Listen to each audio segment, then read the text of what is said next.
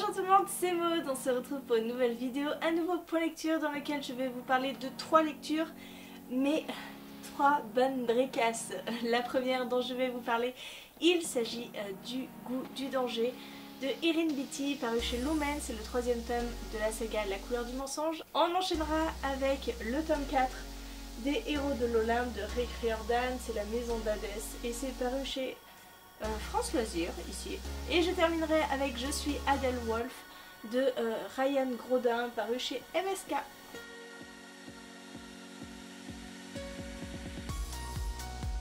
Allez, on commence tout de suite avec cette fin de saga que j'ai lu en lecture commune avec Marilyn Titoumamax.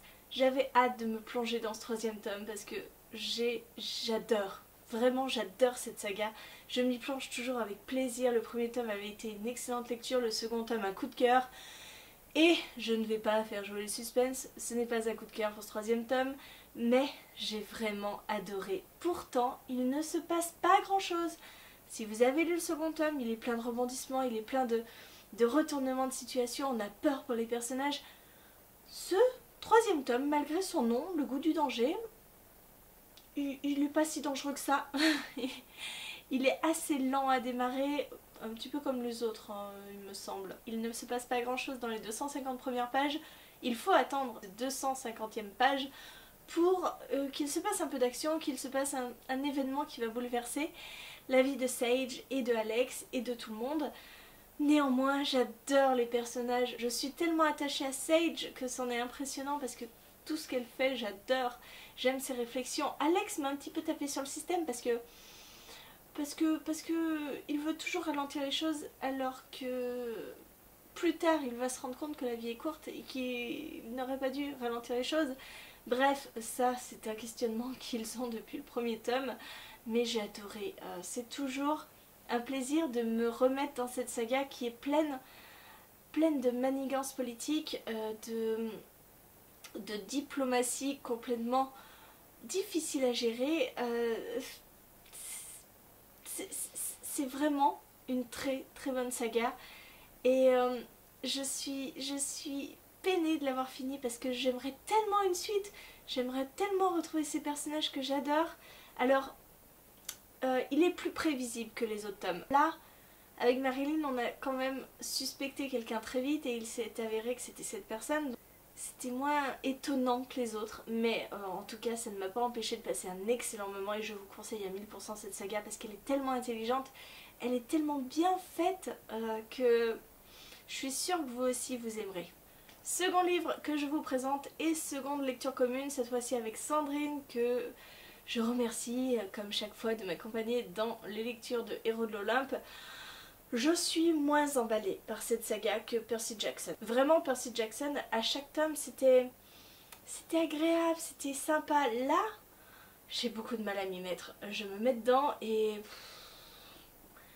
j'aime pas spécialement les personnages. Enfin, j'aime suivre Percy et Annabeth, mais ils ne sont qu'une partie infime de l'équipe que l'on suit. Léo m'agace au plus haut point, même si dans ce tome, j'ai réussi à l'apprécier par rapport à une aventure. Jason est... je sais pas, j'arrive pas à le cerner. Les autres c'est pareil, donc si vous voulez, bah, j'y vais un peu à reculons. Hein. Ça a beau être pas mal, avoir de l'action, je sais pas, j'accroche pas. Pas plus que ça. Voilà, je vais finir puisqu'il ne me reste plus qu'un tome pour finir cette saga. Et puis je suis quand même un peu attachée à Percy, à Annabeth et à ce qui leur arrive. Mais les autres, j'avoue, me laissent un peu de marbre. J'aime bien Hazel, mais je sais pas. Je suis pas convaincue par cette saga. Je reste sur ma très bonne impression de Percy Jackson et celle-ci, j'ai du mal. Et on termine avec Je suis Adèle Wolf. J'avais envie de lire ce livre depuis une éternité. C'était Call Me Sab, donc Sabrina, qui m'avait offert ce livre à mon anniversaire l'année dernière. Et j'ai mis du temps à le lire, hein. J'ai mis du temps, mais c'était jamais le bon moment. Je savais qu'il fallait que je prenne ce livre à un bon moment et ça a été le cas parce que j'ai adoré cette histoire. Nous sommes avec une jeune fille qui s'appelle Yael qui a échappé au camp de concentration. C'est une survivante. Malgré tout, elle a subi pas mal de choses pendant cette période dans les camps des expériences scientifiques qui ont profondément changé sa vie. Voilà. Yael est bien décidée à rejoindre la résistance et à tout faire pour tuer Hitler, et ces expériences qui ont bouleversé sa vie risquent d'être bénéfiques à sa mission puisqu'elle va devenir Adelwolf. Adelwolf, c'est une Aryenne pure souche qui a gagné le Grand Tour l'année précédente. Ce Grand Tour, c'est...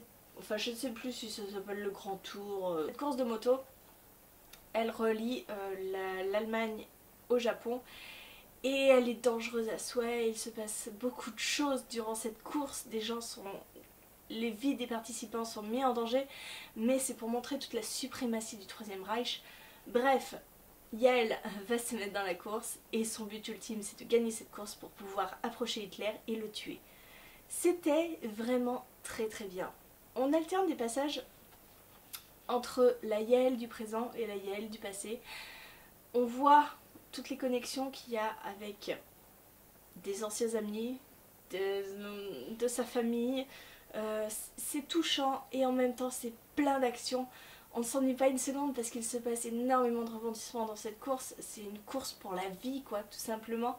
Et on tremble à chaque instant de se dire que si elle ne réussit pas à gagner cette course, eh bien, elle ne pourra pas tuer Hitler et elle ne pourra pas changer le monde entier, tout simplement. C'était très haletant, c'était très sympa, j'aime beaucoup, je me suis beaucoup attachée à Yael et je vous conseille vraiment cette saga parce que là, j'ai très envie de lire le tome 2, même si, bizarrement, j'avais vu venir la fin très très longtemps à l'avance, c'est assez prévisible. Néanmoins, comme dans Le Goût du danger, ça ne m'a absolument pas dérangée parce que j'avais envie d'un petit truc comme ça pour finir, histoire de rajouter un petit peu du piquant à cette histoire, et c'était vraiment bien joué de la part de l'auteur. C'est intelligent, on revisite le Troisième Reich. C'était une très bonne lecture qui mélange un petit peu historique avec science-fiction, avec idée de ce qu'aurait pu être notre monde si Hitler avait gagné, si on n'avait pas été sauvés. Voilà, c'est très très chouette. Et je peux vous conseiller si vous aimez les lectures de l'imaginaire parce que là on est dans un très bon imaginaire avec des personnages très attachants. Voilà, c'en est tout de cette vidéo. Elle a été plus courte que d'habitude mais je ne vous présente que 3 livres.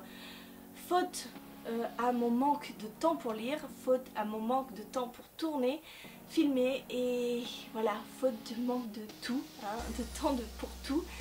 Bref, ce mois de septembre a été très très compliqué pour moi. J'espère que pour vous c'en est autrement, mais en tout cas j'ai réussi à vous sortir 3 livres pour ce point lecture, je suis très fière de moi et en plus c'était des sacrées briquettes hein, quand même. On est à plus de 600 pages pour les 2 premiers, celui-là est plus court, hein. Celui-là il est raisonnablement dans les 350 pages donc ça va. Mais les 2 autres c'était des sacrées briquettes. Hein.